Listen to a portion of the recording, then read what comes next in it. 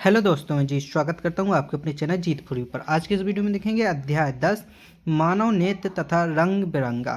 तो इस अध्याय को अपन इसमें सॉल्व करने वाले हैं। इससे पहले वाले अगर आपने नहीं देखे हैं तो डिस्क्रिप्शन में आपको लिंक मिल जाएगी, वहां से जाकर आप पूरी प्लेलिस्ट देख सकते हैं। ओके, तो आपको क्वेश्चन सॉल्व करने से पहले एक बार इसको अच्छे से रीड कर लेना है, ताकि जो भी अपने क्वेश्चंस हैं वो आपको अच्छे से समझ में आए। ये दूरदृष्टि दोष, दरादृष्टि दोष अपने पूरे के पूरे प्रश्नों में काम आने वाले हैं। प्रिज्म क्या होता है, विचलन कोण, वर्ण विक्षेपण, ये सब अपना प्रश्नों में काम आएगा। तो आप प्रश्नों को सॉल्व करने से पहले एक बार इसको अच्छे से रीड करें, ताकि जो अपने प्रश्न हैं वो आपको अच्छे से समझ में आ सकें। यहाँ से अपने वस्तुनिष्ठ प्रश्न स्टार्ट होते हैं, जिसमें पहला है इंद्रधनुष बनने का कारण है वर्ण विक्षेपण। क्या है? वर्ण विक्षेपण। और हाँ, अगर आप इसकी पीडीएफ फाइल डाउनलोड करना चाहते हो तो आप मुझे इंस्टाग्राम पे फॉलो कर सकते हैं। मेरी इंस्टाग्राम की आईडी का नाम है जितेंद्र0606। ये मेरी इंस्टाग्राम की आईडी है। यहाँ पर जाकर फॉलो करके मैसेज करेंगे तो आपको इसकी पीडीएफ फाइल प्रोवाइड करा दी जाएगी। प्रकाश के विक्षेपण से प्राप्त 7 रंगों का समूह क्या कहलाता है? स्पेक्ट्रम कहलाता है। आकाश के नीले रंग का कारण क्या है? प्रकाश का प्रकीर्णन। नीले रंग का कारण क्या होता है? प्रकाश का प्रकीर्णन। गहरे समुद्र में जल का रंग नीला दिखाई देने का कारण क्या है? जल में प्रकाश का परावर्तन। प्रिज्म के 2 फलकों के बीच का कोण होता है प्रिज्म कोण होता है।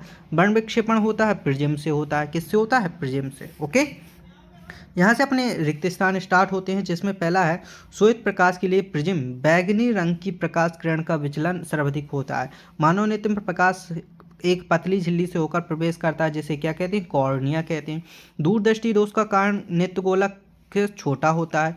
आंख के रंगीन भाग को क्या कहते हैं? आइरिस कहते हैं। और मानव का नेत्र कॉर्निया नेत्रदान में किया जाता है। आंख के बीच के छिद्र को क्या कहते हैं? पुतली कहते हैं। ओके, तो वहाँ पर रिक्त स्थान अपन ने देख ले। अब क्या करेंगे? सही जोड़ियों को देखेंगे। पहला है नित्य दोष। नित्य दोष है कम प्रकाश में धुंधला दिखाई देना। टिंडल प्रभाव, घने जंगल के कारण बितान सूर्य का प्रकाश गुजरता है। ठीक है ना। आकाश का नीला रंग किसके दौरान होता है? प्रकीर्णन के द्वारा होता है। तारों का टिमटिमाना वायुमंडलीय अपवर्तन के कारण होता है। प्रकाश प्राकृतिक स्पेक्ट्रम किस में पाया जाता है? इंद्रधनुष में पाया जाता है। ओके, तो यहाँ पर अपन ने रिक्त स्थानों को भी देख लिया है।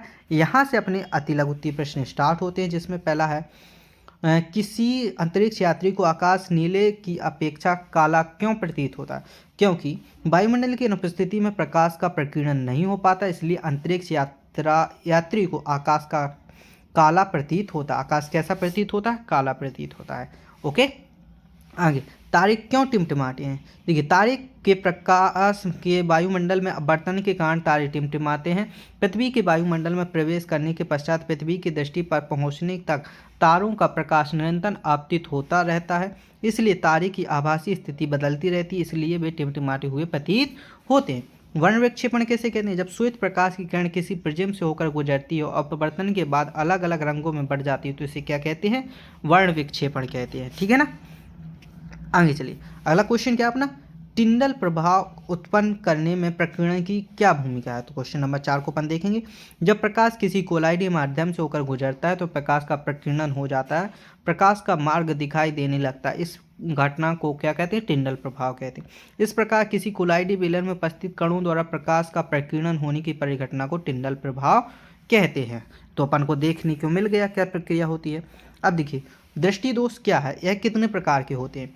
कभी कभी नेत्र धीरे धीरे अपनी समंजस क्षमता खो देते हैं।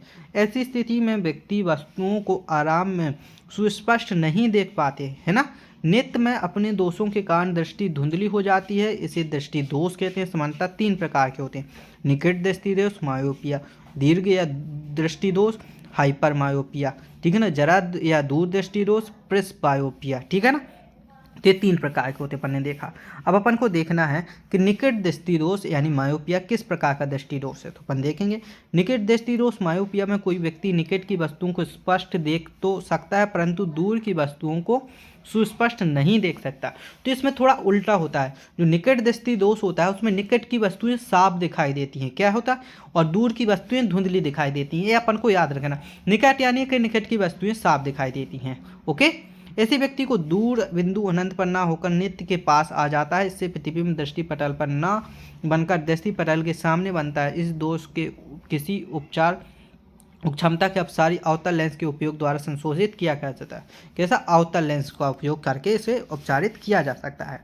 ओके, अब दूरदृष्टि दोष क्या है? दूरदृष्टि दोष का निवारण लिखिए। ठीक है, दूरदृष्टि दोष हाइपर में एक आम नेत्र रोग है जिससे व्यक्ति को दूर की चीज़ें साफ दिखती हैं लेकिन नज़दीक की चीज़ें धुंधली दिखती हैं। अभी इसमें उल्टा हो जाएगा, दूरदृष्टि दोष यानी कि दूर की चीज़ें साफ दिखेंगी और नज़दीक की चीज़ें धुंधली दिखेंगी।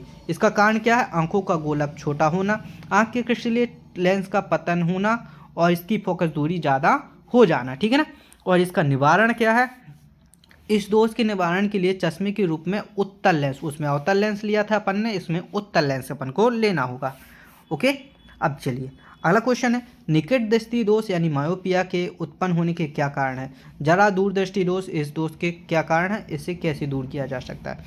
देखिए, आयु में वृद्धि होने के साथ साथ मानव की समंजस क्षमता घट जाती है, अधिकांश व्यक्तियों का निकट बिंदु दूर हट जाता है। इस दोष को जरा दूरदृष्टि कहते हैं। इसे पास की वस्तुएं आराम देखने में कठिनाई होती है। दोष पक्षमावी पेशियों के धीरे धीरे दुर्बल होने के कारण तथा क्रिस्टलीय लेंस की लचीलेपन में कमी के कारण उत्पन्न होता है।